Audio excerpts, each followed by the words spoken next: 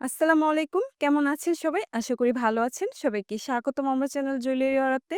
আজকে আপনাদের দেখাবো কিভাবে আমি এই অলিভ কালারের চুড়িটা তৈরি করেছি। আর এই চুড়িটা বানানো খুবই সহজ। যে কেউ একবার দেখে এই চুড়িটা তৈরি করে নিতে পারবে। তাহলে চলুন কথা না বাড়িয়ে দেখে নেওয়া যাক।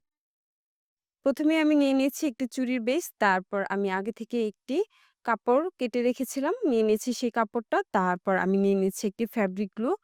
আর তারপর আমি নিয়ে নিয়েছি একটি কেচি। এখন আমি চুড়ির বেইসের মধ্যে বেশি করে ফ্যাব্রিক গ্লু দিয়ে নিচ্ছি।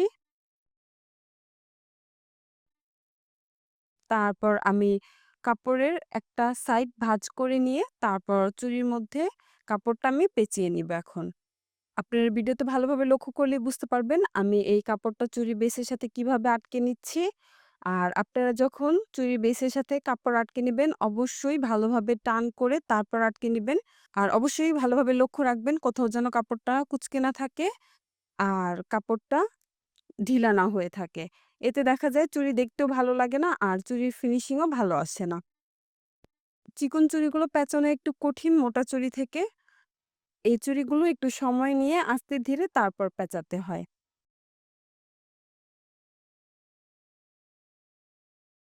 কথা বলতে, বলতে আমার চুড়িটা প্রায় পেঁচিয়ে নেওয়া শেষ। তারপর কাপড়ের যে আরেকটা সাইডে ছিল সেই সাইডটাও আমি ভাঁজ করে নিয়েছি। ভাঁজ করে তারপর এখন আমি একটি কেচির সাহায্যে কাপড়ের যে এক্সট্রা অংশ আছে এটা কেটে নিচ্ছি। আমার কাপড়টা কেটে নেওয়া শেষ।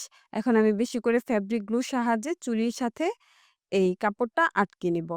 আর অবশ্যই বেশি করে ফেব্রিক গ্লু দিয়ে তারপর আটকাবেন। আর ভালোভাবে আটকে নিবেন।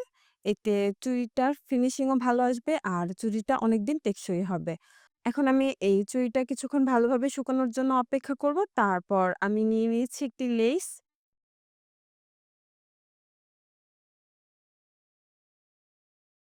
তারপর আমি চুড়ির যে বেসটা আমি রেডি করে রেখেছিলাম, তার মধ্যে আমি কিছুটা ফেব্রিক গ্লু দিয়ে এখন লেসটা আটকে নিচ্ছি।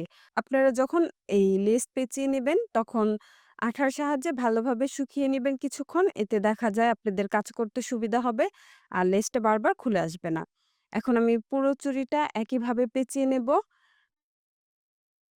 এটা খুব একটা কঠিন কাজ না। এটা খুবই সহজ কাজ। যে কেউই এই কাজটা করতে পারবে।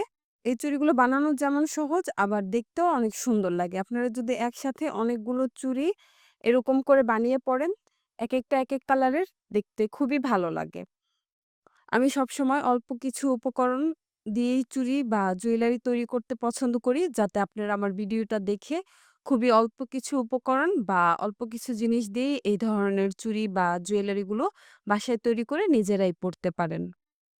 কথা বলতে, বলতে আমার লেসটা প্রায় পেঁচিয়ে নেওয়া শেষ। এখন আমি লেসের যে এক্সট্রা অংশ আছে এটা আমি কেচির সাহায্যে কেটে নিচ্ছি। আর কেটে নেওয়ার শেষে এটার মধ্যে আমি বেশি করে ফেব্রিক গ্লু দিয়ে এখন কিছুক্ষণ ভালোভাবে চেপে ধরে রাখবো যাতে এটা ভালোভাবে শুকিয়ে যায়। তাহলে এটা বারবার খুলে আসবে না। আমার ভিডিও রিলেটেড যদি আপনাদের কোনো প্রশ্ন থেকে থাকে অবশ্যই আমাকে কমেন্ট করে জানাতে ভুলবেন না।